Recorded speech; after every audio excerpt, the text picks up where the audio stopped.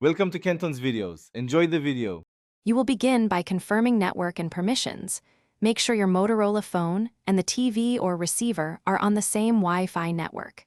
Next, enable Bluetooth briefly to help discovery, then open Quick Settings and locate the cast or screencast tile. Long press it to open Cast List. You do this because Direct Cast uses Wi-Fi for video quality, while Bluetooth assists initial pairing. Once the list appears, you can select the target device to start negotiating a connection.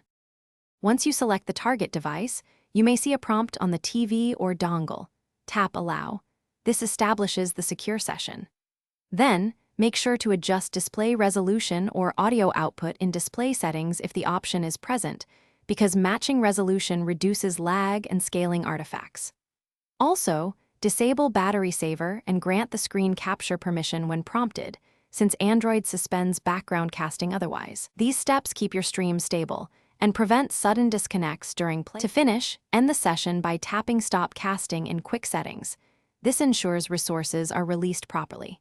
If you notice lag or stuttering, switch the Wi-Fi network to the 5 GHz band or move the phone and receiver closer to reduce interference, because higher bandwidth and shorter range improve performance.